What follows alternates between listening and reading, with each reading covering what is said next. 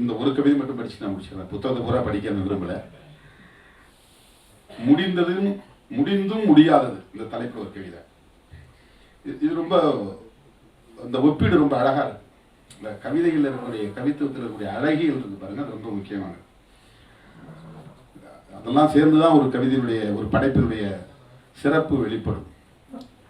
ஒரே மாதிரி சில பேர் சொல்லிட்டு இருக்காங்க. அதில் ஒவ்வொரு படைப்பிலும் வெவ்வேறு அணுகுமுறை இருக்கிறது. ஒப்பீடு அப்படிங்கிற அந்த அணுகுமுறை அது அழகியலோடு தொடர்புடையது.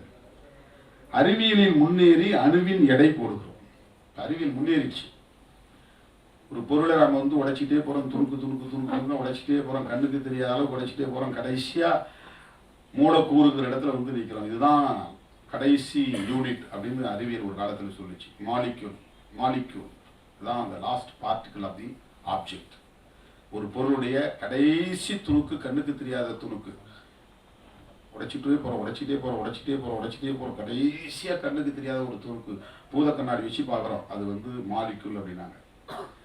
அதை வந்து மூலக்கூறு, கடைசி அணு, கடைசி பொருள், அதை உடைக்க முடியாது அப்படின்னாங்க. அப்போ அதுக்கப்புறம் அதையும் உடைச்சு உள்ள போனா அதுக்கு பேர் ஆட்டம், அணு.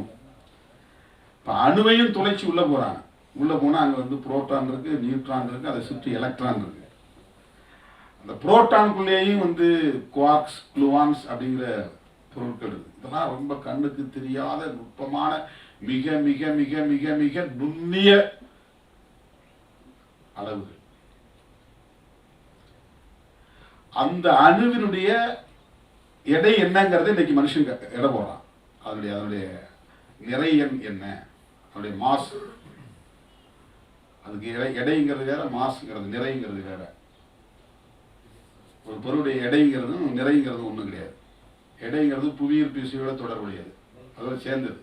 புவியீர்ப்பு விசை இல்லாத இடத்துல ஒரு பொருளுடைய கனம் என்னவோ அது நிறை, மாஸ். அப்ப ஒரு அணுவினுடைய எடையை மனிதன் இன்றைக்கு போடக்கூடிய அளவுக்கு அறிவியல் முன்னேறி இருக்கிறான். நம்மால் சிலர் எண்ணத்தை எடை போட முடியவில்லையே. அணுவின் எடையை தீர்மானிக்கக்கூடிய அளவுக்கு அறிவியல் முன்னேறி இருக்கிறது. சிலர் எண்ணத்தை எடை போட முடிவதில்லை. புவி உருண்டையை தராசில் நிறுத்துகிறோம், அலைவாயும் மனத்தை நிறுத்த காணோம். நம்மளால் அதை நிறுத்து பார்க்க முடியல. பூமிக்கு அப்பால் உள்ள உலகங்களை கண்டுவிட்டோம். பூமிங்கிறது இந்த சூரிய குடும்பத்திலேயே ரொம்ப ரொம்ப ரொம்ப சின்ன ஒரு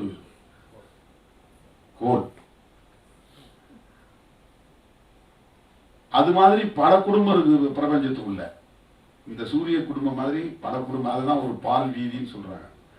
அந்த மாதிரி பல பால் வீதி இருக்குது இந்த பிரபஞ்சத்துல.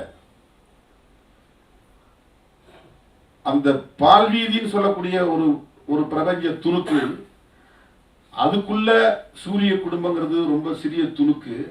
அந்த சூரிய குடும்பத்துக்குள்ள கோள்கள் இருக்கின்றன, அவை ரொம்ப ரொம்ப சின்ன துணுக்குகள். அந்த கோள்களில் ஒன்று துணைக்கோளாக இருப்பதுதான் பூமி. அது ரொம்ப ரொம்ப மைக்ரோ லெவல் துணுக்கு. அந்த துணுக்குள்ள மனுஷன் நெக்லிஜிபிள், ஒண்ணுமே கிடையாது. ஆனா இந்த மனுஷன் எப்படிப்பட்டவனா இருக்கிறான்? அவனுடைய எண்ணத்தை நம்மால் எடை போட முடியவில்லை.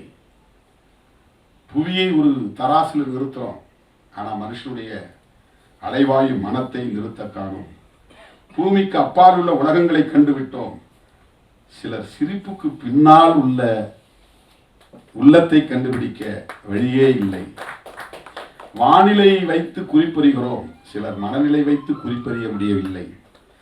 நாம் ஏதோ ஒரு வட்டத்தில் இன்னும் கைதாகி இருக்கிறோமோ?